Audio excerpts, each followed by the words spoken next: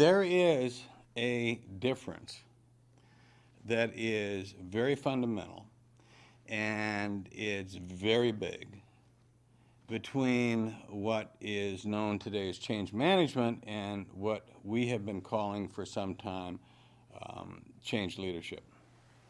The world basically uses change management, which is a set of processes and a set of tools and a set of mechanisms that are designed to make sure when you do try to make some changes, A, it doesn't get out of control, and B, the number of problems associated with it, rebellion among the ranks, bleeding of cash that you can't afford, doesn't happen. So it is a way of making a big change and keeping it, in a sense, under control. Change leadership is much more associated with putting an engine on the whole change process and making it go faster, smarter, more efficiently. It's more associated, therefore, with large-scale changes. Change management tends to be more associated, at least when it works well, with smaller changes. If you look around the world right now and just talk to people, it's not just semantics. Everybody talks about managing change and change management because that's what they do.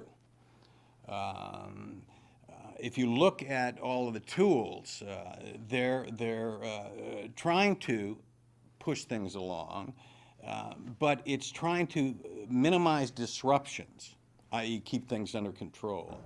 It's trying to make sure change is done efficiently in the sense of you don't go over budget, another control piece.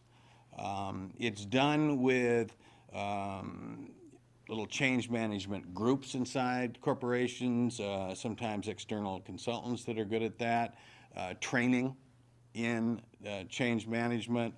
It's done with task forces that are basically given the whole goal of push this thing along but keep it under control.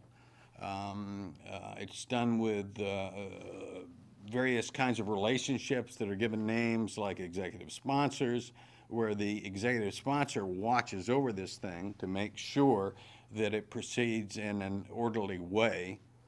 And change leadership is just fundamentally different. It's an engine. It's more about urgency. It's more about masses of people who want to make something happen. It's more about big visions. It's more about empowering lots and lots of people.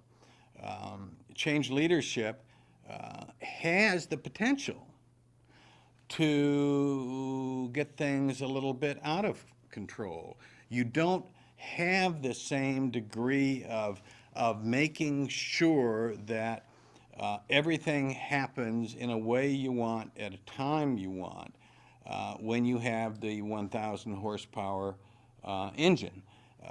What you want to do, of course, is have a highly skilled driver and a heck of a car, which will make sure your risks are minimum. But it is fundamentally different. The world, as we all know right now, thinks about, and does change management.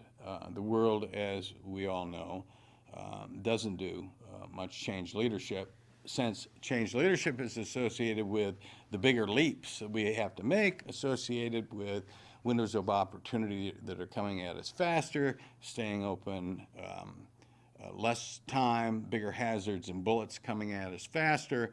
So you really have to make a larger leap at a faster speed. Change leadership is going to be the big challenge in the future, and the fact that almost nobody is very good at it is, well, it's obviously a big deal.